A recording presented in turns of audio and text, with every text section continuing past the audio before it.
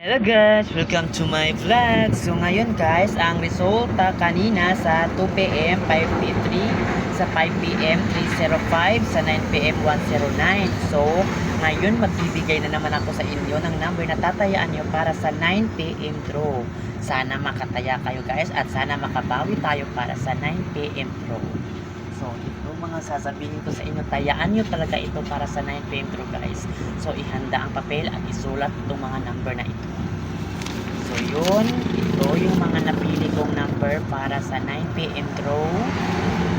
100, 935, 185, 911, 333, 855. At ito yung mga tatayaan nyo para sa 9pm draw guys. So ito na yung tatayaan nyo sa araw na to guys. Huwag kalimutan yung pamintin ko palagi sa inyo, yung 444 at 101. Bilisan yung tayaan, dalawa yan kasi madali yan out sa Luto outlets. Kaya ano pa ginagawa nyo guys, tumaya na kayo sa number na binibigay ko sa inyo para sa 9pm draw. So arak na, tumaya na kayo guys, kasi yung binigay ko sa inyo kagabi 109 lumabas.